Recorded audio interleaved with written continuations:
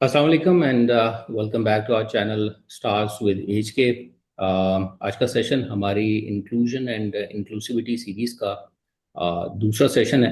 और हमारा जो आज का सेशन है उसका टॉपिक है inclusion medical model versus social model. हम फ्यूचर में भी ऐसी हेल्पफुल वीडियोस और सेशंस आपके लिए लाते रहेंगे, तो चैनल को ज़रूर सब्सक्राइब कर लीजिएगा एंड बेल बटन ऑन कर लीजिएगा। इसके अलावा अपने आसपास दीगर लोगों तक इस इंफॉर्मेशन को जरूर शेयर कीजिए, हो सकता है आपका एक शेयर किसी के काम आ सके।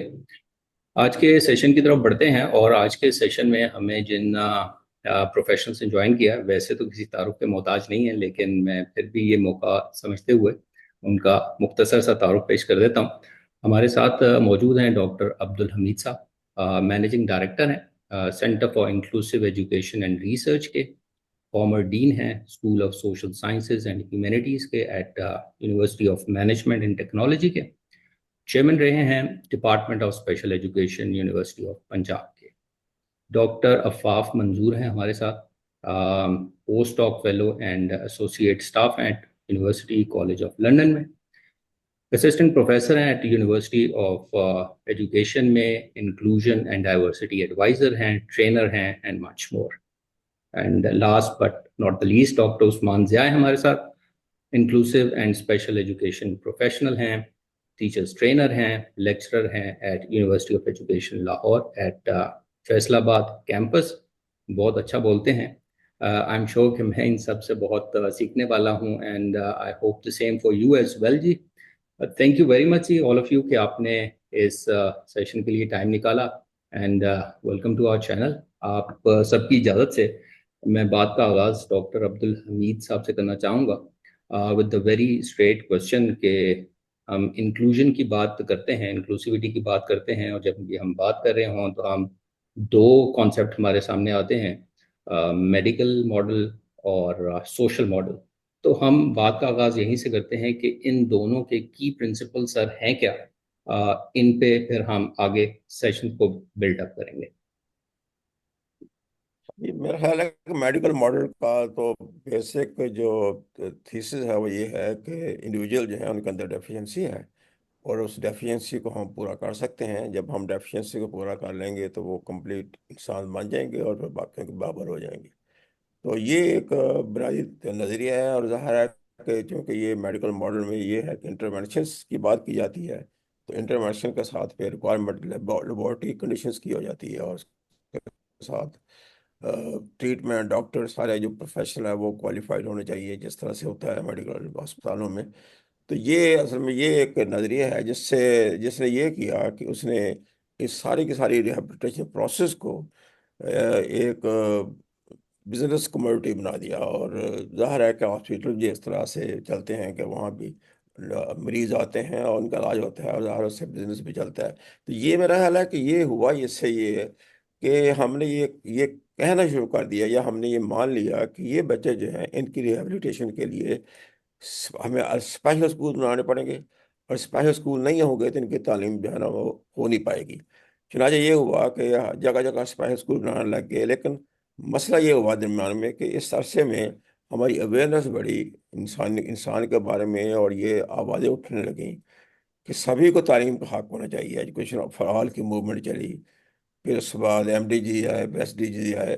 ये सारे के सारे डॉक्यूमेंट जो थे ये कहना चाहिए डॉक्यूमेंट तो जो नहीं है, दुनिया का इत्तेफाक राय था इस पर कि बच्चों को तालीम मिलनी चाहिए, सभी को अपॉर्चुनिटी मिल रही है तालीम हासिल करने की। जब ये बात हुई तो मालूम हुआ कि जो मेडिकल मॉडल है वो रास्ते में खड़ा है।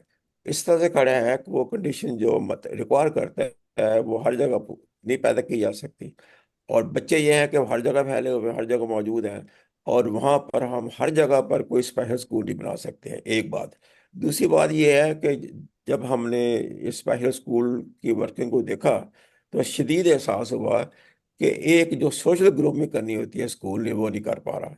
क्योंकि वहाँ सूरत हाल ऐसी है कि वहाँ पर जो बाकी नॉर्मल बच्चे हैं वो होते नहीं हैं, लिहाजा आप समझ लें कि डिसेबिलिटी जो है वो खुद एक बन जाती है, जिसे नॉर्म बन जाती है। मतलब वहां पर ना बोलना, वहां पर ना सुनना कोई बड़ी बात नहीं है, वो कहते हैं सारे ऐसे ही हैं। हम्म। तो ये एक जो पुश इंसान के अंदर होनी चाहिए या एक विल होनी चाहिए कि वो आगे बढ़े और चीज़ों को बेहतर करे। और एजुकेशन ज़ाहिर है कि एक ही सबसे इफेक्टिव टूल है जिसके ज़रिए से वो आकर के हम सब के लिए, वो एजुकेशन के बगैर तो हम एक ग्रोथ हमारी मुमकिन नहीं है, सोशल ग्रोथ खास तौर पर।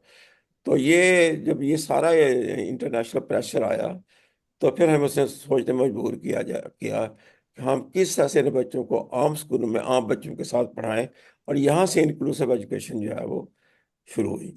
तो इंक्लूसिव एजुकेशन जो है उसका मसला ये है कि वो चूंकि ये क्लेम करती है कि बच्चों को बाकी बच्चों के साथ मिलकर रख करके पढ़ाया जा सकता है, तो वो फिर मेडिकल मॉडल जो है उसके सामने आ खड़ा हुआ। शुरू शुरू में तो मुखालफत की गई इसकी बड़ी, अभी भी शायद कहीं ना कहीं हो रही है। लेकिन अब इसके अंदर ये इतना पावरफुल कॉन्सेप्ट है इंक्लूसिव एजुकेशन कि मैंने देखा है अपनी ज़िंदगी में कि जब हमने शुरू किया था तो बड़ी सख्त मुखालफत थी, इन लोग बाहर नहीं करने देते थे। फिर आहिस्ता आहिस्ता वो सारे मुखालिफ जो थे हमारे इस नज़रिए के, आहिस्ता आहिस्ता वो खुद एडवोकेट बनते चले गए। ये इसकी पावर है इस कॉन्सेप्ट की। तो मेरा ख्याल है कि हम इस वक्त, अच्छा इसमें ये हुआ ये है कि बहुत प्रोफेशनल्स में ऐसे आ गए हैं जो उनकी मजबूरी है कि वो मेडिकल मॉडल पे काम करें, जैसे साइकोलॉजिस्ट हैं या मेडिकल पैरामेडिकल भी है, मेडिकल भी है। तो मेरा ख्याल है कि इसको कहीं बैठ करके तय करने की ज़रूरत है कि अब हम एजुकेशन को कैसे करेंगे और रिहैबिलिटेशन के वो इससे जहाँ इंटरवेंशन की ज़रूरत है वह कैसे किए जाएंगे। लेकिन किसी सूरत में भी बच्चे को तालीम से महरूम नहीं किया जा सकता। और तालीम की बेहतरीन सूरत यही है कि उनको आम बच्चों के साथ पढ़ाया जाए, और यही सोशल मॉडल है। सोशल मॉडल का मतलब ये है कि डिसेबिलिटी को ह्यूमन डाइवर्सिटी का अहम पार्ट समझा जाए। और जिस तरह से बाकी डिफरेंसेस है, कोई काला है, कोई गोरा है, कोई छोटा बड़ा है, कोई औरत है, कोई मर्द है, इस तरह से इस डिफरेंस को भी नेचुरल डिफरेंस समझा जाए और इनको इसकी बुनियाद पर अलग ना किया जाए और अलग से इनके स्कूल ना बनाया जाए। तो ये सोशल मॉडल कहता है। तो जब हम इस तरफ आएंगे, जाहिर है कि हम जब कहेंगे कि ये पढ़ सकते हैं स्कूल में, फिर और कई सवाल जो है पैदा होने शुरू हो गए। और सबसे बड़ा सवाल ये है कि वो कौन सी मेथडोलॉजी है जिसमें आप एक क्लासरूम में इस तरह सारे बच्चे जो डिफरेंस हैं विद डिसेबिलिटी खास तौर पे उनको इकट्ठा पढ़ा कैसे पढ़ा सकते हैं। तो बात आ गई करिकुलम पर, बात आ गई पेडागोजी पर। और अब करिकुलम असेसमेंट उसकी जो है ना स्टूडेंट असेसमेंट की भी बात हो रही है। ये सारे पहलू जो हैं हमें तो पता है कि इसको इनको ठीक करना होगा। हम्म। वैसे इंक्लूजन नहीं हो पाएगी, लेकिन पहले तो हम ये तय करें ना कि ये इंक्लूजन ही बेहतरीन रास्ता है और कोई रास्ता नहीं है। अभी भी आप देखेंगे हमारे यहाँ पंजाब गवर्नमेंट में अलमिया ये हुआ है कि जब बाहर से कंसल्टेंट आए पॉलिसी बनाने के लिए, तो उनको हम कहते रहे कि आप एक पॉलिसी बनाएं, आप स्पेशल एजुकेशन और इंक्लूसिव एजुकेशन की अलग अलग पॉलिसी ना बनाए। दुनिया में कहीं ऐसा नहीं होता है। लेकिन वो मोहतरमा जी उन्होंने एक बात नहीं मानी, मैंने ज़्यादा आवाज़ बुलंद की तो मुझे उन्होंने बुलाना शुरू कर छोड़ दिया वहाँ से। तो इन चीज़ में मैं तो नहीं घबराता। लेकिन हम्म। ये है कि उन्होंने एक पॉलिसी बना दी स्पेशल एजुकेशन की और एक पॉलिसी पॉलिसी बना दी इंक्लूसिव एजुकेशन। न वो ठीक तरह चल रही है, न वो ठीक तरह चल रही है, कि दोनों अननेचुरल है। तो ये मेरा हम्म। ख्याल है कुछ बड़े बड़े मिस्टेक्स हमें हुई हैं। इसमें सबसे जो बड़ा इशू है इस वक्त मैं समझता हूँ जिसको हमें मुश्किल पेश आ रही है ओवरकम करने में, वो है जिसे कहते हैं मिनिस्टीरियल फ्रेगमेंटेशन। मिनिस्ट्रियल फ्रेगमेंटेशन का मतलब ये है कि हमने अलग अलग मिनिस्ट्री बना दी। स्पेशल हम्म। एजुकेशन की अलग मिनिस्ट्री बना दी और एजुकेशन की अलग मिनिस्ट्री बना दी। अब बच्चे तो बच्चे हैं ना, सब बच्चे हम्म। स्टेट के होते हैं। तो अब ये दो बना दिए हमने अलग अलग, तो वो अब दोनों अपने आप पे तहफ़्फ़ुज़ के लिए ज़्यादा काम करते हैं। तो कोई हम्म। ऐसी चीज़ ना की जाए कि हमारे लिए खतरा पैदा हो। तो मेरा ख्याल है कि इस तरह से रोकने इस चीज़ें रुकेंगे नहीं।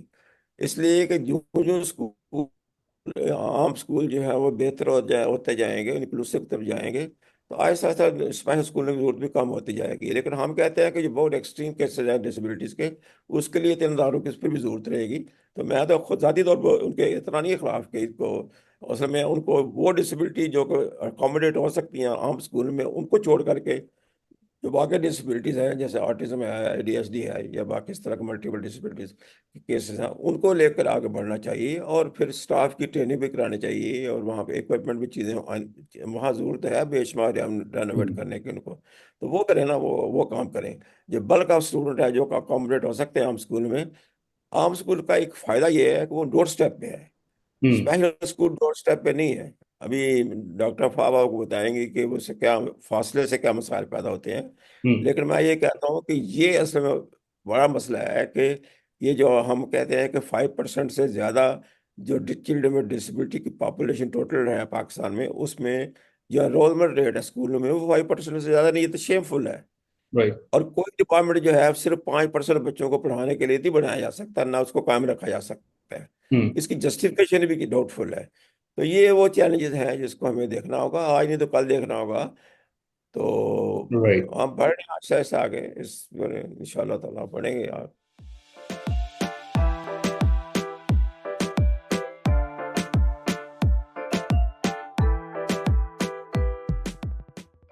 आगे इस बात को बढ़ाते हैं, मैं डॉक्टर आफाक की तरफ आना चाहूँगा और ये पूछना चाहूँगा कि मेडिकल मॉडल ने over a period of time बहुत टाइम लिया स्कूल सेटिंग्स में, एजुकेशनल सेटिंग्स में ग्रो करने के लिए।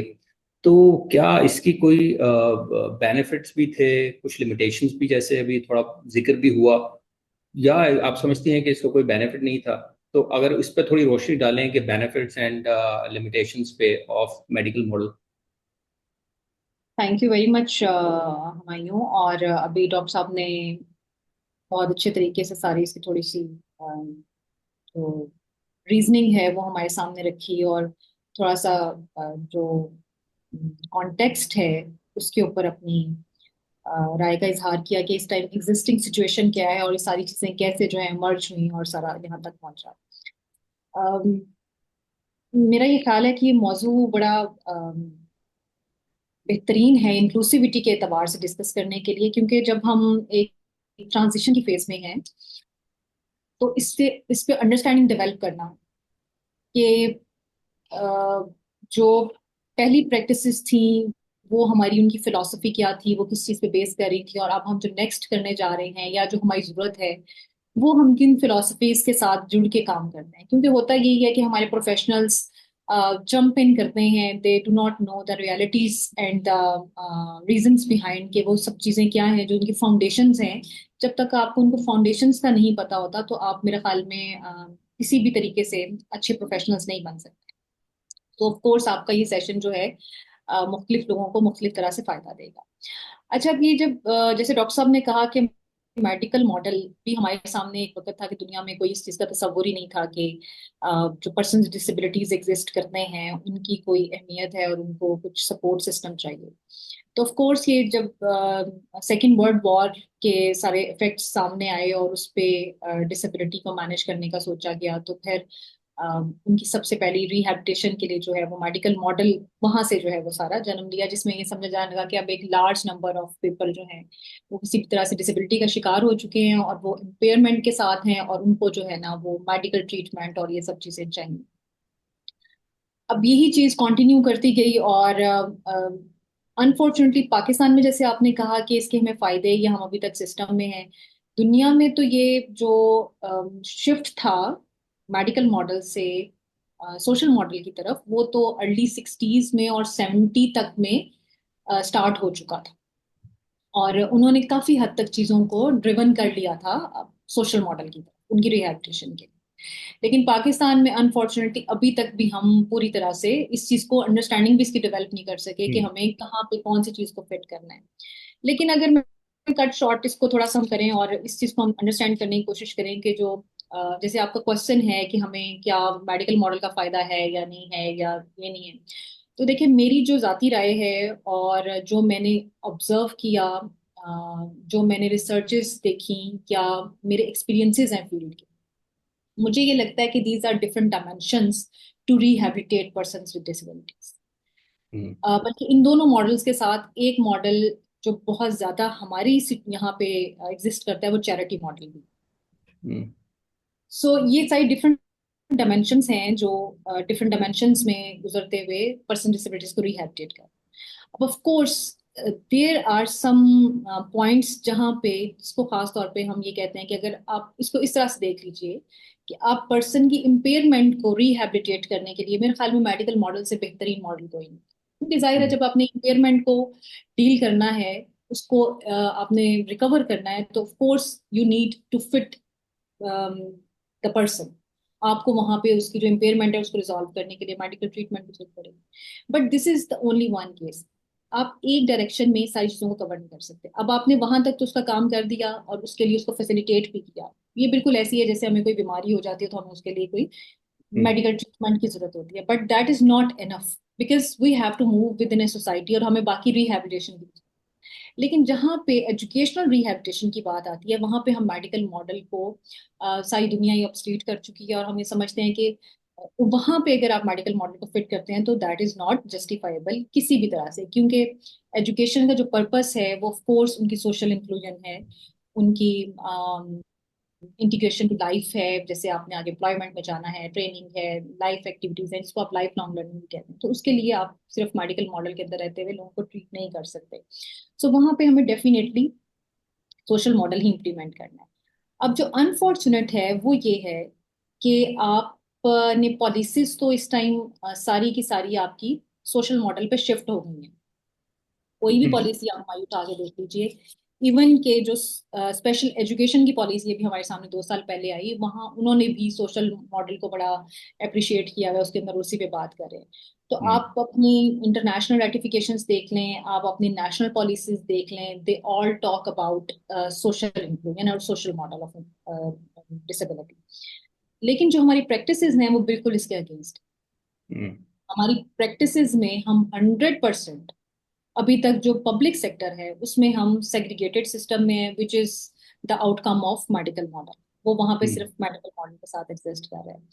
अब उसके रिजल्ट ये हैं कि आपने अपनी लॉज और उसको आप ड्रैग कर रहे हैं एक मॉडल की तरफ और आप अपनी प्रैक्टिस को दूसरी तरफ लेके जा रहे हैं। अब असल में तो हमें ये चाहिए था ना कि जब हमने ये पॉलिसी सारी बना ली तो उसकी इम्प्लीमेंटेशन जो है आप उसको हमें नजर आनी चाहिए थी, वो नहीं है। अनफॉर्चुनेटली जो हमें प्राइवेट सेक्टर में इसकी सर्विसेज नजर आ रही हैं, प्राइवेट सेक्टर में भी हमने सो कॉल्ड सोशल इंक्लूजन की बात की है, लेकिन हम हम्म अभी तक उसको भी प्योर जिसको या उसकी जो सोल थी इंक्लूजन की वो हम नहीं ला सके। क्योंकि हम एक नया ट्रेंड हमारे यहाँ आ चुका है ना। अब हम बड़ी रियलिस्टिक यहाँ पे बातें कर सकते हैं। हमें इस प्लेटफॉर्म का फायदा तो ये है ना कि हम बिल्कुल एक वो किसी को पॉइंट आउट नहीं करें, लेकिन ऑफ कोर्स हम इन जनरली इस पर बात कर सकते हैं। जब हमने इसको शिफ्ट करने की बात की है ना, तो प्राइवेट सेक्टर में अब एक नया ट्रेंड इंक्लूसिव स्कूल के नाम से आ चुका है। हम्म अब अब जब आप बात तो लेबल ही करना है ना, आप कान इधर से पकड़ लें या उधर से पकड़ लें। अब आपने स्पेशल स्कूल से हट के एक नई टर्म निकाल दी इंक्लूसिव स्कूल, जिसकी कोई जस्टिफिकेशन नहीं बनती। आपका सोशल मॉडल तो ये अलाउ ही नहीं करता कि आप एक और नई टर्म जो है वो ले आए पे। और जो है ना हमने इसको एक नया जो है ना बिजनेस मॉडल बना दिया इंक्लूसिव स्कूल्स को। फिर उसके अंदर मतलब हमने पेरेंट्स को और तरह से जो है वो ड्रैग करना शुरू कर दिया है कि अब आपका इंक्लूसिव स्कूल है तो उसके लिए हमें ये फैसिलिटी चाहिए और ये चाहिए और आपके इतने पैसे लगेंगे और ये होगा और वो होगा। तो अनफॉर्चुनेटली मतलब हम अभी तक हमारी प्रैक्टिसेस ना तो प्राइवेट सेक्टर की और ना ही पब्लिक सेक्टर की। क्योंकि देखें प्राइवेट सेक्टर जो है वो हमेशा एक छोटा हिस्सा होता है और वो फॉलो करता है। Public sector is always in a leading position. तो आपका जब पब्लिक सेक्टर ही लीड नहीं कर रहा सही से, तो फिर प्राइवेट ने तो अपनी मर्जियां करके जिस तरह से भी लोगों को लगना है उन्होंने अपनी डायरेक्शंस में लेके चलना है।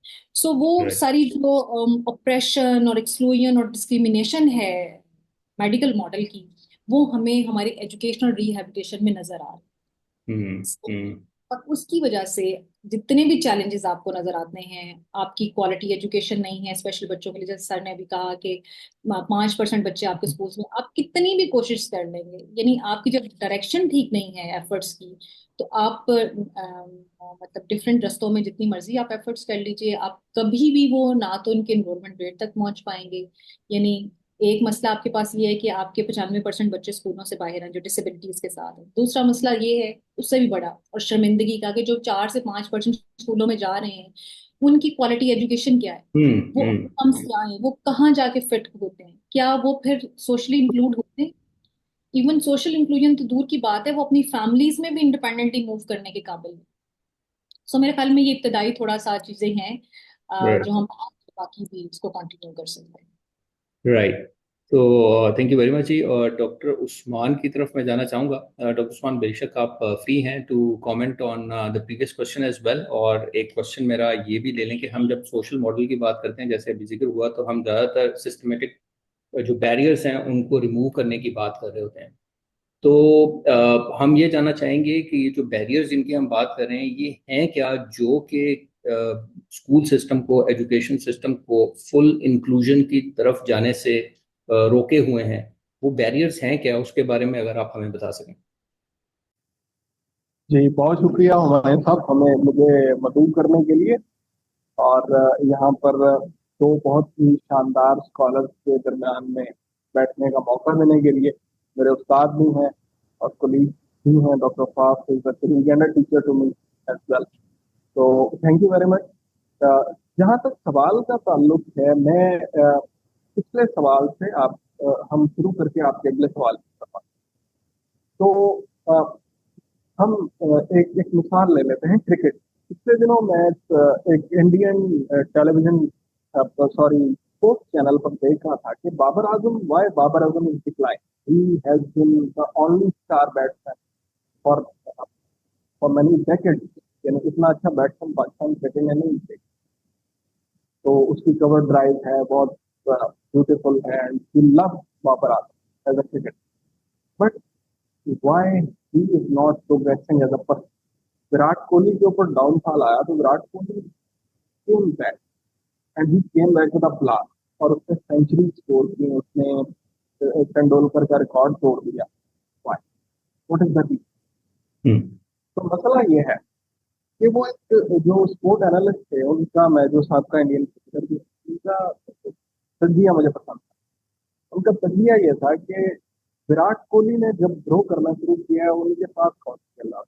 तेंदुलकर खेल रहा था, सहवाग, राहुल द्रविड़ खेल रहा था, उसके अलावा जो है वो गंगुली खेल रहा था, ठीक है, जहीर अपना था, क्या नाम है जो उनका बॉलर था, मोहम्मद कैफ था। तो he had an army of excellent cricketers around, जो अपनी अपनी जगह पे मिसाल है। लेकिन बाबर आजम जो है उसके आसपास था बखार, ठीक है, ना पर्सनैलिटी है, ना क्रिकेट खेलनी आती। तो मसला कहाँ होता है? मसला हम इस पे इंक्लूजन, अब हम इस मिसाल को इंक्लूजन की तरफ अगर लाना चाहें तो why how I am linking this with the concept of inclusion. तो ये है कि थोड़ी देर पहले प्रोफेसर डॉक्टर पुजमिल साहब ने जो बात है उसमें उन्होंने कहा कि जब हम स्टूडेंट्स, ये चिल्ड्रन विद डिसेबिलिटीज को सोसाइटी से अलग करके एक ऐसी जगह पर छोड़ देते हैं जहां पर वो अपने आसपास सिर्फ डिसेबिलिटी देखते हैं। तो इंसानी डिसेबिलिटी इन इटसेल्फ एक बुरी चीज नहीं है, वो एक इंसानी डाइवर्सिटी का, इंसानी तरफों का एक। लेकिन मसला क्या पैदा होता है कि डिसेबिलिटी एक नॉर्म बन जाती है। सारे ही अंजदे में तो मैं नहीं अंजी थी, जैसे पंजाबी में हम बात करते हैं। तो बाबर आजम के पास देखने के लिए सहवाग नहीं, उसके पास तेंदुलकर नहीं, उसके पास जो है वो उस वक्त के बहुत बड़े, मतलब गॉड ऑफ द क्रिकेट कहा जाता है सचिन तेंदुलकर। तो जो विराट कोहली के पास है, तो विराट कोहली अपने आप को जब एक डाइवर्सिफाइड टीम में देखता है, जो डाइवर्स स्किल सेट रखती है, उनमें एक बहुत बड़ा बैट्समैन है, एक बहुत बड़ा बॉलर है, एक एक्सेलेंट फील्डर है, ठीक है, उसके पास इंस्पायरेशन के लिए कुछ है। हमारे बाबर आजम के पास क्या है? क्या चीज सिखा रहे हैं? तो बात यह है कि when you bring people with disabilities in the society, the society which is open for everybody, उसमें जब लाते हैं पर्सन विद द डिसेबिलिटी के अंदर सबसे पहली तब्दीली आती है। तो उसके पास इंस्पायर होने को कुछ है, उसके पास एक मकसद है, उसे डॉक्टर बनना है, उसे इंजीनियर बनना है, या उसे साइंटिस्ट बनना है, ठीक है, पहली बात। दूसरी बात यह है कि आम सोसाइटी को, ये तो पर्सन विद डिसेबिलिटी है ना, जो सोसाइटी में आया है, उसके पास इंस्पिरेशन, जीने का मकसद है, उसके पास देखने को मिसालें जो कि हमारे बाबर आजम के पास लगे। तो दूसरी तरफ जो है वो आम सोसाइटी को क्या। अब पिछले दिनों एक साइंसदान थे, एक बड़े नोटेड साइंटिस्ट हैं फील्ड में, उनसे मेरी बात हुई इस पर्सन की डिसेबिलिटी और तो उन्होंने कहा जी कि ये जो जिस बंदे के आंखें ना हो वो बायोलॉजी के हिसाब से डिसेबल्ड है, कि उसकी आंखें भी चाहिए बायोलॉजी में काम करने के लिए। हाथ तो मैंने कहा कि ठीक है, मैं उसको खामोश हो गया। लेकिन kept sitting my mind कि एक बंदा बायोलॉजी के लिए माजूर है।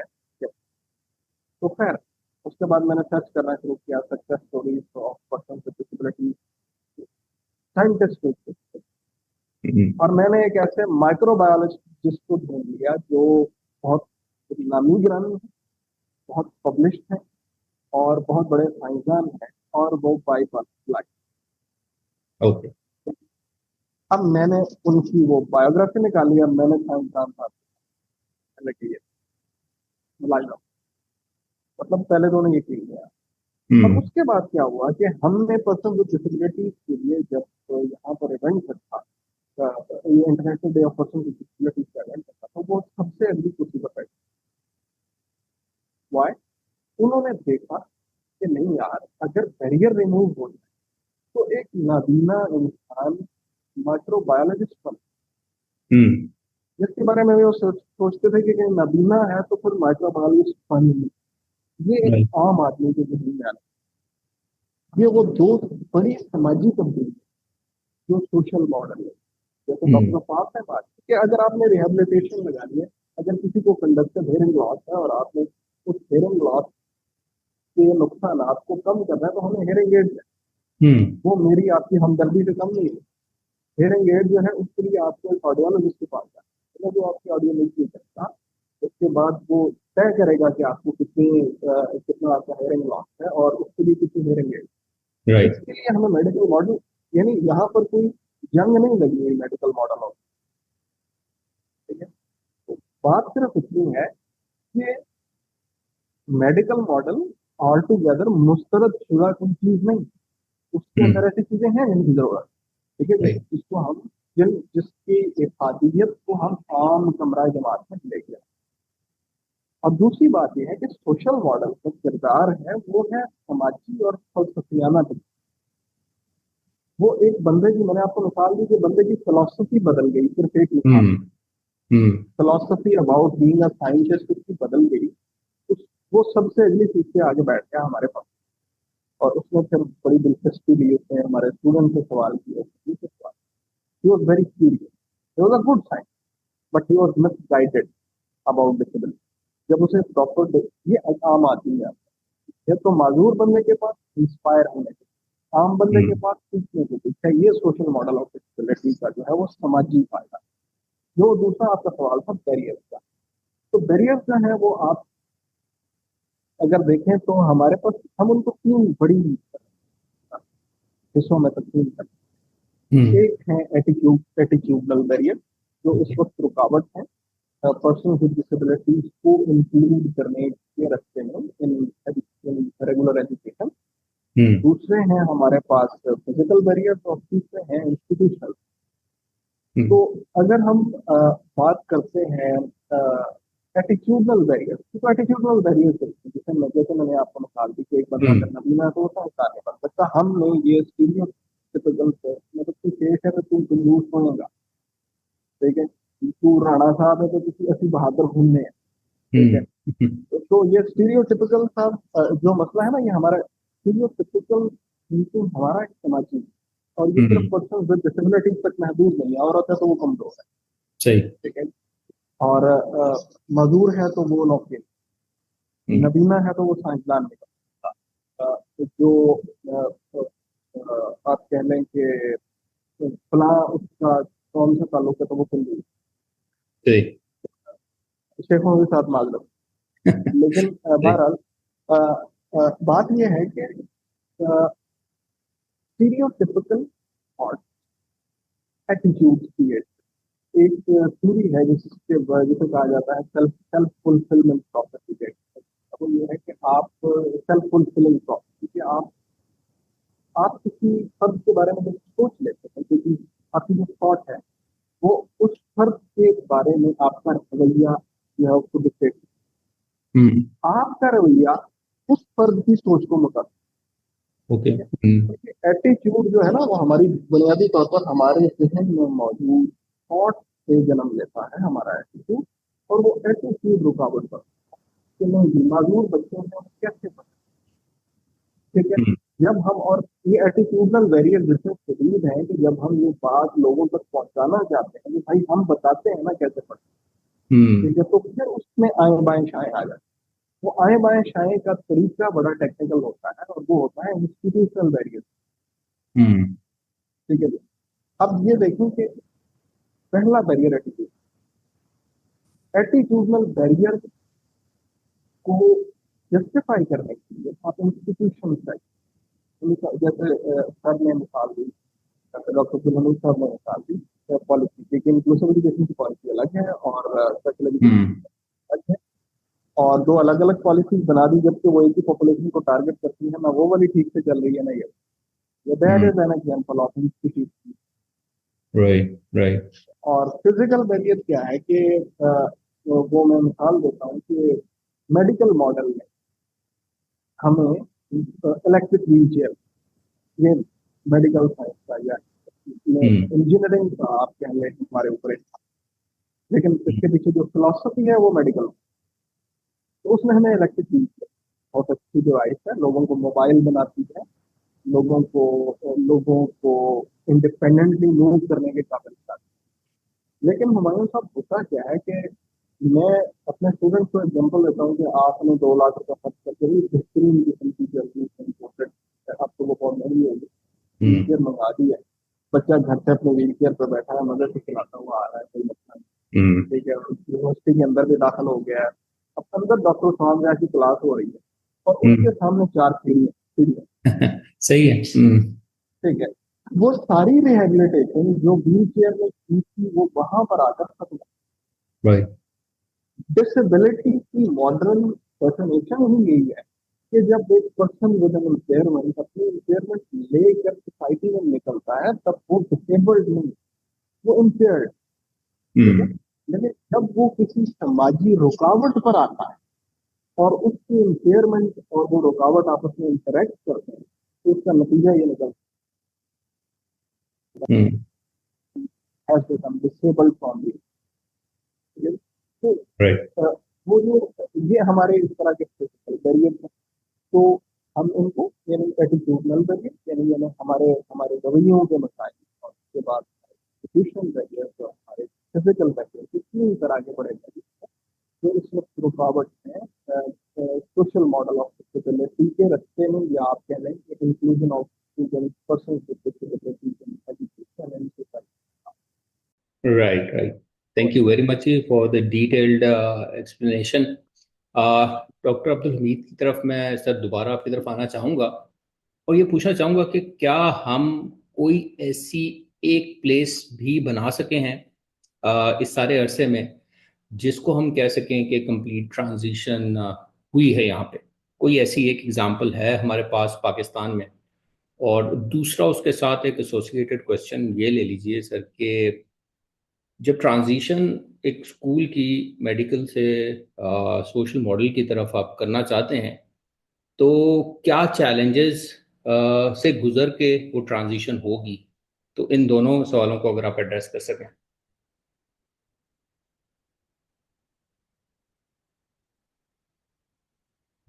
सर आपकी आवाज़ म्यूट है शायद। मेरा ख्याल है कि बहुत अच्छी गुफ्तगू रही, लेकिन जो आपका सवाल है वो जो वो उसके दो हिस्से हैं। एक हिस्सा तो ये है कि भाई कौन सा अदारा है जो हम कह सकते हैं ट्रांजिशन हुई, तो इससे मैं अर्ज करूँगा कि मुख्तलिफ जगहों पर एफर्ट हो रही हैं। प्राइवेट सेक्टर थोड़ा आगे नज़र आता है पब्लिक सेक्टर से। पब्लिक सेक्टर का असल में प्रॉब्लम ये है कि वहाँ जो एक सिस्टमेटिक चेंज होती है तो उसके लिए एक अलग से एक रिक्वायरमेंट होते हैं या एक पुश होता है, वो इस वक्त उस पर कोशिश हो रही है। हायर एजुकेशन की पॉलिसी भी बन चुकी है, स्कूल एजुकेशन की भी और कॉलेज की भी, सब जगह पे काम हो रहा है। लेकिन सबसे बड़ा जो बैरियर हमारे सामने खड़ा है वो है एटीट्यूड ऑफ द टीचर्स। उसमें टीचर का अलमिया ये है कि ये जिन अदारों में ट्रेन किए गए हैं, जब भी किए गए हैं, तो वहाँ पर ह्यूमन डाइवर्सिटी का तो कोई कॉन्सेप्ट ही नहीं था। वहाँ तो ये था कि जो बच्चे हैं वो एक सिलेक्टेड हैं, एक एडमिशन क्राइटेरिया पर आए हैं, और वो तकरीबन सेम एक जैसे इससे मिलते जुलते हैं, बहुत थोड़ा इन इत्यादि इख्तलाफात हैं जो पाए जाते हैं। तो एक ग्रुप टीचिंग का जो मेथड था वो इस्तेमाल किया गया। अब मसला ये है कि ये जो अगर हम डाइवर्सिटी पूरी देखते हैं, इंसानी डाइवर्सिटी जो कि इंक्लूसिव स्कूल में होती है, तो वो तो बहुत मुख्तलिफ है एक दूसरे के साथ। Even with in same disability भी डिफरेंसेस पाए जाते हैं। तो इसका मतलब ये है कि हमें बेहद एहतियात के साथ ऐसा सिस्टम वजह करना होगा जो डाइवर्सिफाइड टीचिंग हो। डाइवर्स इन चीज़ें मैंने कहेंगे बड़ी टेक्निकल नोयत की हैं, और इस टेक्निकल नोयत की जो एबिलिटी है, और आपको ये भी ध्यान में रखना चाहिए कि ये जो हम कह रहे हैं एटीट्यूड बैरियर, इसके बारे में जो रिसर्च हमारी है वो ये कहती है कि जहाँ जहाँ इंक्लूसिव एजुकेशन जो है उसको उनका नॉलेज दिया गया लोगों को, वहाँ ये एटीट्यूड ठीक हो गए हैं। इसका मतलब ये है कि ये एक अवेयरनेस है जो देने की ज़रूरत है, और इसमें पब्लिक मीडिया का भी बड़ा रोल है। लेकिन मेरा ख्याल है इस वक्त जहाँ हम इस वक्त बात कर रहे हैं, एफर्ट बहुत ज़्यादा हो रही हैं और बड़ी कंसर्टेड एफर्ट हो रही हैं। और लेकिन जो जिसके लिए हम तैयार नहीं हैं वो ये है कि हम जो टीचर्स वहाँ ऑलरेडी मौजूद हैं उनको किस तरह से हम वो टेक्निकल स्किल्स और नॉलेज दें जिसके ज़रिए से वो ये बच्चे जो हैं जो डिसेबिलिटी का शिकार हैं या और स्पेशल नीड्स हैं, इन बच्चों को अपने क्लासरूम में अकोमोडेट कर सकें। तो ये वाला काम जो है इस पर इसको करने के लिए गवर्नमेंट सेक्टर में भी कोशिशें जारी हैं, प्राइवेट सेक्टर में भी कोशिशें जारी हैं, और इन कोशिशों का हम हिस्सा हैं, ये तीनों लोग हिस्सा हैं। स्लो स्पीड है, लेकिन ये है कि अब मैंने देखा है कि ये इस पर इतफाक आया है कि हमें इंक्लूसिव एजुकेशन की तरफ मूव करना है। इस पर तो अब स्पेशल एजुकेशन वाले भी हिम्मत हार बैठे हैं, वो भी कहते हैं कि होगा तो यही होगा। तो मेरा ख्याल ये है कि हमारे यहाँ जो पॉलिटिकल इंस्टेबिलिटी है ना, ये असल में चीज़ों को आगे बढ़ने नहीं देती। तो आप देखिए ना कि एक सेक्रेटरी को हम 6 महीने लगाकर समझाते हैं कि इंक्लूजन क्या है, वो उसके बाद ट्रांसफर हो जाता है। हाँ, फिर अलवेज शुरू कर देते हैं। तो ये मैंने एक मिसाल दी है, लेकिन ये है कि हर जगह आप देखेंगे ये चीज़ें हैं। और जो हमारे यहाँ ब्यूरोक्रेसी का रोल है, वो मेरा ख्याल है वो भी बहुत ही अफसोसनाक है, इस लिहाज से है कि उनके पास पावर ज़्यादा है, इल्म कोई नहीं है उनके पास। तो वो सुनने के लिए तैयार भी नहीं बात कर होते, और अगर सुन भी लें तो उनके पास 100 हथकंडे होते हैं उनको डिफ्यूज करने के लिए।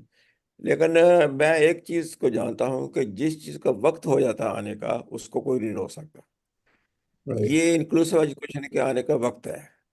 जो लोग इसके लिए ताउन करेंगे वो ठीक रहेंगे, जो नहीं ताउन करेंगे उनको कोई पूछने वाले भी कौन रहेगा। और अगर आप एलिमेंट हमारे प्राइमरी स्कूल का थोड़ा स्टडी करें, तो वो लोग जिन्होंने इंग्लिश पढ़ाने से माजरत की वो ऐसा ऐसा एलिमिनेट हो गए।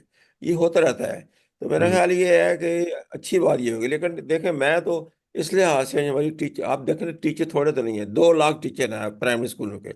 इसमें 1 लाख प्राइमरी की गवर्नमेंट के, 1 लाख से ऊपर बल्कि पब्लिक के, 1 लाख से प्राइवेट सेक्टर के। अब इतने बड़े लोगों को ये आज बताना कि किस तरह से आप इन डिफ्रेंशिएटेड इंस्ट्रक्शन दे सकते हैं, कैसे आप करिकुलम को अडेप्ट कर सकते हैं। और करिकुलम तो एक जिसे कहते हैं सहीफा समझ समझा जाता है, उसको कोई टच नहीं कर सकता। और ये जो स्टैंडर्ड ऑफ एजुकेशन हमने बनाए हुए हैं फेक किस्म के, ये स्टैंडर्ड ऑफ एजुकेशन के होते हुए तो आप इम्प्लीमेंट कर भी नहीं सकते। तो ये मेरे ख्याल बेशुमार चीज़ें हैं जो चैलेंज होंगी और हो रही हैं। लेकिन फिर मैं आऊँगा कि हमारे जो टीचर्स हैं उनकी एबिलिटी को, कैपेबिलिटी को, उनके स्किल्स को, उनके नॉलेज को बढ़ाने की ज़रूरत है। जब उनको हम बढ़ाएंगे तो वो इंशाअल्लाह ताला ये ट्रांजिशन जो आप कह रहे हैं इसको करने में कोई मुश्किल, ये दुनिया भर में हो रही है। ये कोई ऐसी चीज़ नहीं है कि हम यहाँ पाकिस्तान में सिर्फ नया को काम करने लगे हैं। बेशुमार हर तरह की मिसालें हैं, गरीब मुल्कों की मिसालें मौजूद हैं, अमीर मुल्कों की मिसालें मौजूद हैं। तो यहाँ यही देखा गया है कि जहाँ विल पावर थी, उन्होंने कहा कि ये हमने करना ही करना है, तो वहाँ वो हो गया। अब ये है कि अब हमारे यहाँ मसला ये है कि हमें जो प्लस पॉइंट नज़र आता है मुझे ख़ास तौर पर, वो ये है कि इंटरनेशनल प्रेशर काफ़ी है। इंटरनेशनल प्रेशर में ये है कि वो जिसे कहते हैं स्टिक भी है, कैरेट भी है, दोनों चीज़ें हैं। वो दोनों दिखाते हैं, देते भी हैं कि अब देखना यहाँ पंजाब में अगर देखते हैं इंक्लूसिव एजुकेशन की सारी जो प्रेशर बनाया हुआ, यूनिसेफ ने बनाया हुआ।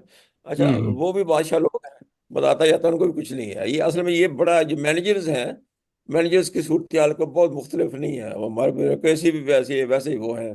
तो ये चैलेंजेस हमारे पास हैं। एक अच्छा काम जो मेरा ख्याल है कि होने लगा है वो ये है कि साइड सेवर थोड़ा आगे आ रहा है, और साइड सेवर ये कोशिश कर रहा है कि हम माइक्रो लेवल पर टीचर एजुकेशन जो है उसमें कोई डेंट लगाए, हम्म। और इसको खामोशी से ये है ना, इसको आगे बढ़ाया जाए, और ये एक इनफॉर्मल तरीके से किया जाए। हम मतलब ये है कि बहुत ज़्यादा ये ना करें कि ऊपर से आए और एक फ्रॉम टॉप टू बॉटम। तो ये एक होप है जो इस पर पैदा हो रही है, लेकिन इस तरह की कई कोशिशें करने की जरूरत है, और मैं ख्याल है हो भी रही है जगह जगह। एक बात मैं आपको बता दूं हम्म। कि ये देखा गया है कि जब डिसेबिलिटीज के साथ जो बच्चे हैं या स्पेशल नीड्स बच्चे हैं, ये जब स्कूल में आ जाते हैं तो सिस्टम ठीक होना शुरू हो जाता है। वो जरूरत होती है। ओके। मैं खुद भी टीचर रहा हूँ, ये भी टीचर हैं जो आपके पास बैठे हुए हैं। जब हम हमारे स्कूल में कोई बच्चा, जब क्लास में बच्चा आ जाता है, इवन आम स्कूलों में भी मैं रहा हूँ, जब आ जाता है तो हम अडेप्ट तो करते हैं अपने आप को, टीचर को हम्म। अडेप्ट करते हैं, हर चीज़ को अडेप्ट करते हैं। अडेप्टेशन तो शुरू हो जाएगी, लेकिन ये अभी तो दरवाजा बंद किया हुआ है ना, अंदर आने नहीं दे रहे उसको। जब वो अंदर आएंगे तो फिर खुद ब खुद वो उसकी उनकी गुंजाइश पैदा होती जाएगी।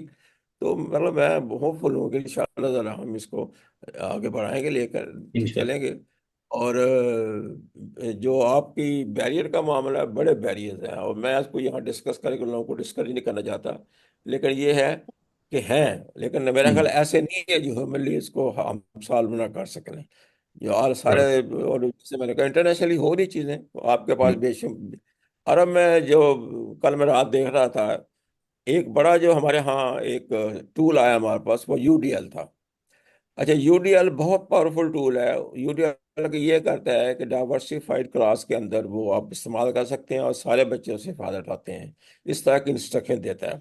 लेकिन वो थोड़ा कम्बरसम था, और हमारे लिए उसको करना, समझाना, ट्रेनिंग करना टीचर मुश्किल हो रहा था। अब एआई उसमें आ गई है, और एआई को आप बता दें कि कौन सी क्लास है, कौन सा सब्जेक्ट है, और क्या उम्र है, वो आपको बड़ा बड़ा प्लान दे देगी सारा, अकॉर्डिंग टू यूडीएल।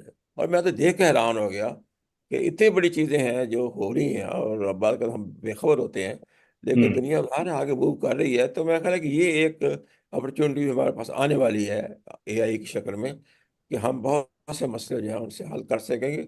और हो सकता है कि हम सिर्फ अपने टीचर जो है, जो स्कूल टीचर हैं, उनको ये बता दें कि भाई आप ये टूल इस्तेमाल करके लेसन प्लान तो करें ना अपना, और फिर हम्म। उसको पर इम्प्लीमेंट करने की कोशिश करें। तो मेरा ख्याल है कि हमें रूट कोई और इख्तियार करने का भी सोचना चाहिए। यही नहीं कि दुनिया भर में जैसे हुआ है, ट्रांजिशन हुई है, वैसे ही हम करें। कोई शॉर्टेस्ट रूट भी हो सकता है पॉसिबल। तो मेरा ख्याल राइट। इस तरह की गुफ्तगू जैसे आपने की है जारी रहेगी, इंशाल्लाह सोल्यूशन निकलते रहेंगे। हम्म। एक मैं और चीज पूछना चाहूंगा डॉक्टर अफाक की तरफ अगर मैं आऊं तो करिकुलम की बात सर ने की तो क्या हम हमें चाहिए कि हम पहले करिकुलम डिजाइन करें एंड देन ट्रांजिशन की तरफ आएं, ये दोनों काम पैरेलल होने चाहिए? और अगर करिकुलम पहले से इसके ऊपर क्या कोई वर्किंग हो भी रही है आपके एक्सपीरियंस में? और साथ साथ ये भी इसको भी लिंक कीजिए कि करिकुलम जब हम मेडिकल मॉडल से ट्रांजिशन करते हैं तो उसके कॉन्टेक्स्ट में करिकुलम हमें किस हद तक रीडिजाइन करना पड़ेगा, और अभी तक आपके इल्म में कितना काम हुआ है या नहीं हुआ, बिल्कुल इसके बारे में थोड़ा और बताएं। अच्छा, इसका पहला तो जवाब ये है कि ट्रांजिशन तो आपने कहा कि ट्रांजिशन पहले होनी चाहिए, करिकुलम पहले होना चाहिए। ट्रांजिशन तो ऑलरेडी हो रही है। We are already in a transition phase. मतलब जैसे बहुत सारे हमें अभी सबने शेयर की हैं जो हमारी प्रैक्टिस इस टाइम नजर आ रही हैं। We are already in a transition phase. हम वो कर रहे हैं, हमें रिफ्लेक्ट होती हुई नजर आ रही हैं अपनी पॉलिसीज में भी, और कहीं ना कहीं हम कोशिश कर रहे हैं कि उनको प्रैक्टिस में भी हम ले आए। अब जो करिकुलम की बात है उसमें दो जगह हैं करिकुलम की। एक तो ये है कि जहाँ पे हमें इम्प्लीमेंटेशन करनी है इंक्लूजन की, या फिर हमारा जो सोशल मॉडल बेस करती है इंक्लूसिव एजुकेशन, वो है स्कूल्स आपके, जहाँ पे हमें ये इम्प्लीमेंटेशन करनी है। और उससे पीछे एक फाउंडेशन है जहाँ पे ये सारी चीजें तैयार हो रही हैं, और वो है टीचर एजुकेशन के इदारे।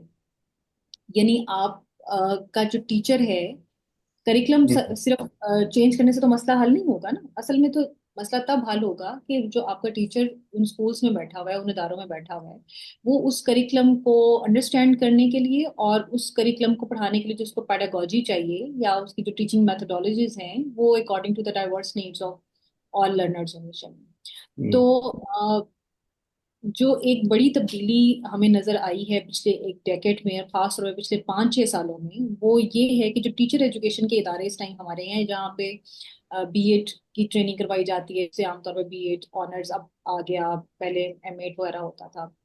इसी तरह से वो तमाम अदारे जो कि स्पेशल एजुकेशन टीचर्स को प्रिपेयर कर रहे हैं, इवन के जो जनरल एजुकेशन टीचर्स को प्रिपेयर कर रहे हैं, उन तमाम प्रोग्राम्स में इंक्लूसिव एजुकेशनल कोर्स तो हमें अब नजर आता है।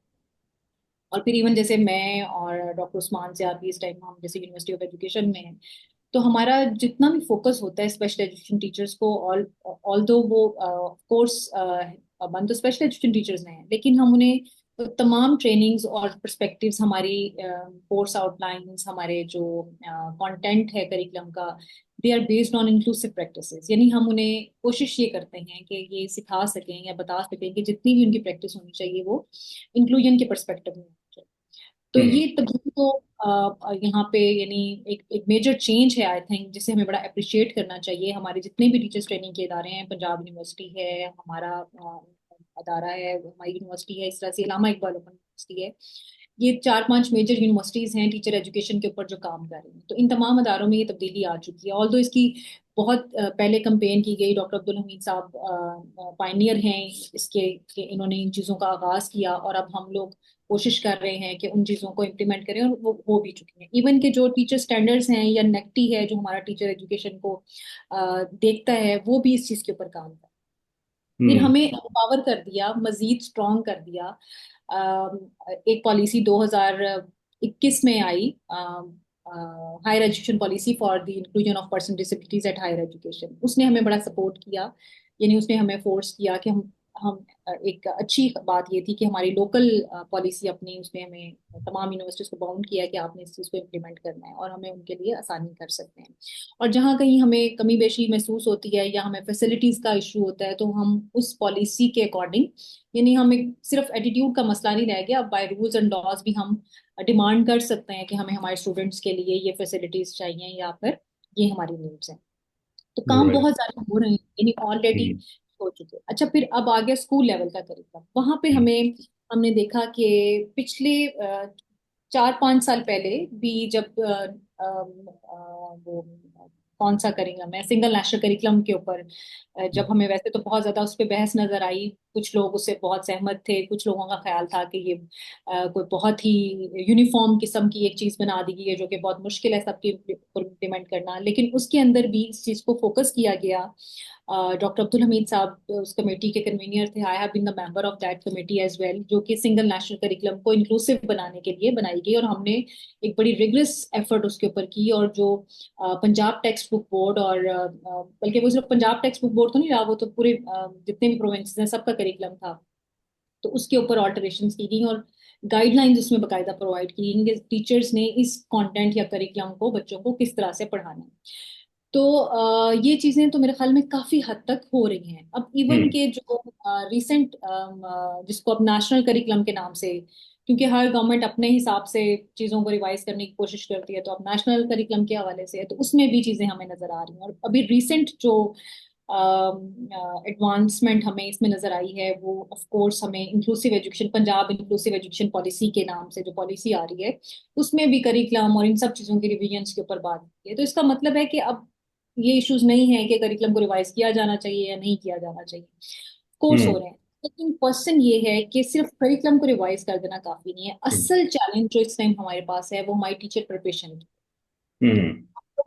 प्री सर्विस में तो ये काम कर रहे हैं, मतलब अब हम ये एक्सपेक्ट कर सकते हैं कि अगर आज हम अपने टीचर्स को प्रिपेयर कर रहे हैं, तो अगले 2 सालों में या 4 सालों में जो टीचर्स मार्केट में आने वाले हैं, फील्ड में जाने वाले हैं, वो किसी ना किसी तरह से डाइवर्सिटी को अंडरस्टैंड करते होंगे, इंक्लूजन की नीड्स को अंडरस्टैंड करते होंगे, उनके एटीट्यूड्स बेटर होंगे। लेकिन जो हमारे लाखों की तादाद में टीचर्स ऑलरेडी स्कूल्स में मौजूद हैं, वो एक बड़ा चैलेंज है।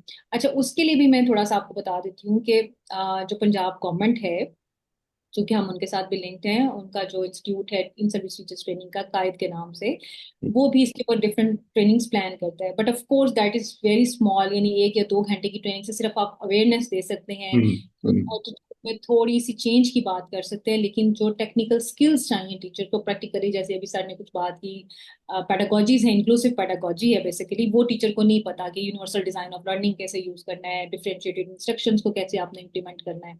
और फिर सबसे बड़ी बात, हमारे पास सिस्टम नहीं है कि आपने वो जो स्टैंडर्डाइज्ड असेसमेंट बनाई हुई है और जो एसएलओज आपके पास स्कूल में मौजूद हैं, आप टीचर जो है उसमें कैसे फ्लेक्सिबिलिटी के साथ जो है ना स्टूडेंट्स को मैनेज कर सकता है।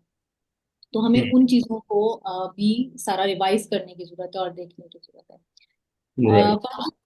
एक लास्ट इसमें जो मैं कहना चाहती हूँ वो बल्कि सिर्फ इसी से कनेक्टेड नहीं है, बल्कि मेरे ख्याल में ओवरऑल जो एक माइंड सेट है हमारा इम्प्लीमेंटेशन का टुवर्ड्स सोशल इंक्लूजन और सोशल मॉडल की, मेरे ख्याल में हमें सबसे ज्यादा जरूरत ये है कि जो हमारा स्टेक होल्डर्स का माइंड सेट है ना वो चेंज हो। हम स्टेक होल्डर्स भी अभी तक स्टीरियोटिपिकल एटीट्यूड के साथ है ठीक है, और हम जो है वो क्रिटिसिज्म ज्यादा करते हैं।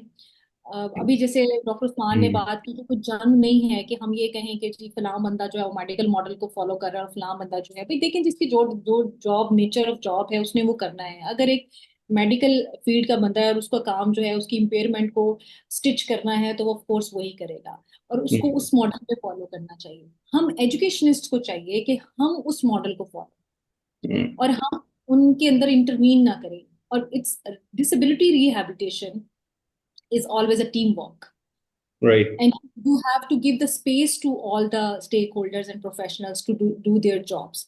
हमारे पास ऑलरेडी देखें इतने चैलेंजेस हैं, हम सिर्फ अभी तो 3-4 डिसेबिलिटीज को ले रहे हैं। इनविजिबल डिसेबिलिटीज पे तो हम कभी अभी तक आए ही नहीं है। हम ऑटिज्म को अभी तक अंडरस्टैंड नहीं कर पा रहे। हम लर्निंग डिसेबिलिटीज जो एक मेजर नंबर है डिसेबिलिटीज के, 70% है, जिसको हम ना कि रिपोर्ट करते हैं ना अंडरस्टैंड करते हैं। So there are so many challenges, but I think ये अंडरस्टैंडिंग अगर हम सिर्फ डेवलप कर लें कि मेडिकल मॉडल की फील्ड क्या है, उसका स्कोप किन चीजों के ऊपर है, और जो आपका सोशल मॉडल है उसका स्कोप किन चीजों के ऊपर है, तो ये बहुत जरूरी है। और एजुकेशनल रिहैबिलिटेशन के लिए तो आप अगर मेडिकल मॉडल के फ्रेम से चीजों को देखेंगे तो दैट इज नेवर पॉसिबल। उसको हमें right right, thank you very much जी। और one last question doctor Usman की तरफ चाहता हूं और उसके बाद हम इस सेशन को वाइंड अप करते हैं। डॉक्टर उस्मान, मैं ये पूछना चाह रहा हूँ कि ये जो सोशल मॉडल है इसमें जो नॉन डिसेबल्ड या नॉन चैलेंज्ड स्टूडेंट्स हैं या जो पॉपुलेशन है उसके लिए स्कूल सेटिंग्स में, क्लासरूम सेटिंग्स में, उनके लिए क्या फायदा है, उनको क्या मिलेगा इससे? देखिए, सबसे बुनियादी बात जो जो तस्वुर है वो जिसको समझने की जरूरत है वो इंसानी तनव्वुर का, वो डाइवर्सिटी का। और हम जब ब्रेकिंग द बैरियर्स की बात करते हैं तो कहीं पर भी बैरियर्स ब्रेक नहीं किए जा सकते जबकि डाइवर्सिटी को एज इट इज एक्सेप्ट ना कर दिया जाए। फायदा क्या? फायदा यह है कि सबसे पहले जो आम स्टूडेंट है, ठीक है, उसको क्या फायदा है? मिसाल के तौर पर एक आम आदमी एक ऐसे टेलर के पास चला जाता है जो हेयरिंग इम्पेयर्ड टेलर है, जो डेफनेस के साथ, ठीक है, टेलर बहुत अच्छा, एक्सेलेंट, या शेफ है आप, तो आपके पास एक शेफ है और वो बहुत ही अलग खाना बनाता है लेकिन वो हेयरिंग इम्पेयर्ड, तो आप उसके पास जाते हैं और आप उससे कम्युनिकेट नहीं कर सकते क्योंकि आपको साइन लैंग्वेज ठीक है। लेकिन ये एक तजर्बे की बात है कि अगर आप आज भी अगर आप ले लेंगे मिसाल कि आप एक हाई स्कूल में 3-4 हेयरिंग इम्पेयर्ड बच्चे जो है उनको दाखिला दे देंगे ना, तो बच्चे बहुत तेजी से, उसके बाद तकरीबन 1.5 साल के बाद पूरे स्कूल को साइन लैंग्वेज आती है। जब मैं यूएमसी में पढ़ाता था तो वहाँ पर हेयरिंग इम्पेयर्ड स्टूडेंट्स को दाखिला देना शुरू किया डॉक्टर सुमन साहब ने, तो उसमें शुरू में लोग जो उनको आपस में साइन लैंग्वेज में बात करते हुए देखते थे आम स्टूडेंट, तो पहले अजीब नजरों से देखते थे। उसके बाद वो अजीब नजरें आहिस्ता आहिस्ता क्यूरियोसिटी वाली नजरें बनी, वो जानना चाहते थे कि ये क्या बात है। उसके बाद दोस्तियां होना शुरू, उसके बाद हियरिंग इम्पेयर्ड स्टूडेंट से वो क्लब का हिस्सा बनता है। तो उससे एक ऐसी कम्युनिटी क्रिएट हुई जो एक दूसरे को अंडरस्टैंड करती है, यानी ह्यूमन एक्सपीरियंसेस एक्सचेंज हो। एक आदमी जो कि पहले हियरिंग इम्पेयरमेंट के बारे में नहीं जानता था, आज उसे एक हियरिंग इम्पेयर्ड पर्सन के साथ इंटरेक्ट करने से कोई मसला नहीं हो रहा, वो बड़ी सहूलत के साथ कर रहे हैं। ठीक है। तो सबसे बड़ा जो फायदा है वो है इंसानों की आपस में कुर्बत, इंसान एक दूसरे को समझे, ये तो बैरियर पे सीखने का मौका। उसके बाद दूसरी चीज है कि करियर चॉइस।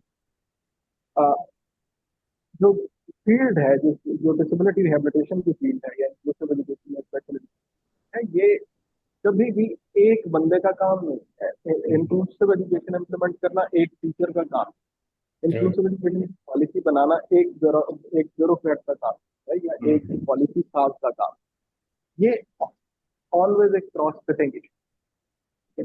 तो इसी तरह डिसेबिलिटी रिहेबिलिटेशन की फील्ड ले लें, आप स्पेशल एजुकेशन की फील्ड ले लें, आप इंक्लूसिव एजुकेशन की फील्ड ले लें, अगर आप इसको एज अ प्रोफेशन भी ले लें, तो इसके अंदर एक करियर अपॉर्चुनिटी जो कि लोग एज अ प्रोफेशनल, हमारा सबसे बड़ा मसला ये है कि हमने डिसेबिलिटी को चैरिटी के साथ जोड़ के जी खैरात का काम है, हम इसे एक प्रोफेशनल फील्ड की तरह देख ही नहीं पाते।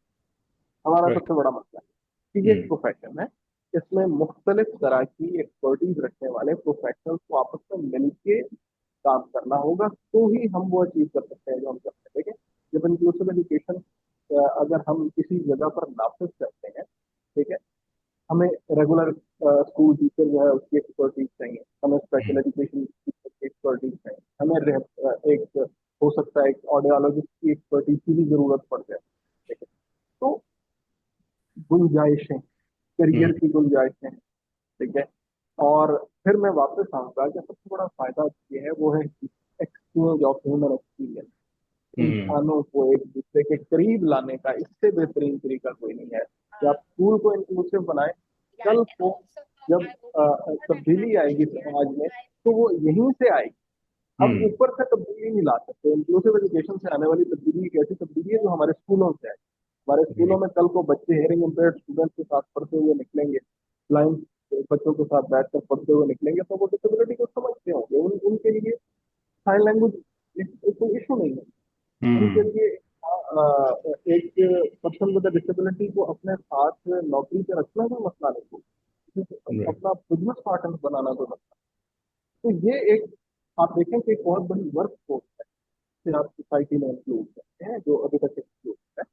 इससे इकोनॉमी की तरक्की के चांसेस है, इससे नए एक्सपीरियंस है, इससे नए प्रोफेशन जन्म लेते हैं, इससे एक पूरा होराइजन ऑफ अपॉर्चुनिटीज है जो जिसकी तरफ अभी हमारे समाज में बच्चे तवज्जो नहीं दी गई। दोबारा हमारी एक उम्मीद है कि हम उम्मीद रखते हैं कि समाज में ये तब्दीली आए और हम इसकी तरफ कोशिश कर रहे हैं, और अल्हम्दुलिल्लाह काम भी बहुत सारे हो रहे हैं और ये होते रहेंगे इंशाल्लाह। बस हमें उम्मीद रखनी चाहिए। राइट। बहुत शुक्रिया फॉर द डिटेल। और आखिर में ये वाकई कंक्लूजन ही था एक तरह से। तो मैं इस सेशन को आप सबकी इजाज़त से यहाँ पे वाइंड अप करते हैं। आई होप कि ये सबके लिए काफ़ी इंफॉर्मेशनल हेल्पफुल होगा। और जो मुझे इस सारी चीज़ से समझ आई है वो यही है कि हल यही है, अवेयरनेस अवेयरनेस एंड अवेयरनेस। तो हम कोशिश करेंगे कि हम इस सिलसिले को आगे कंटिन्यू कर सकें with the help of professionals like आप सबके। तो इस सेशन को वाइंड अप करते हैं। सर, आप सबका बहुत शुक्रिया अगेन कि आप लोगों ने टाइम निकाला और इस प्रोसेस को, अवेयरनेस को आगे बढ़ाने की कोशिश की हमारे साथ मिलके, और हमें भी उसका पार्ट बनने का मौका दिया। Thank you very much. और इसी के साथ ही हम आप सबसे भी इजाज़त चाहेंगे। इंशाल्लाह नेक्स्ट सेशन में एक नए टॉपिक के साथ या इसी की कंटिन्यूटी में हम दोबारा आपके खिदमत में हाजिर होंगे। Until then take care and अल्लाह हाफिज़।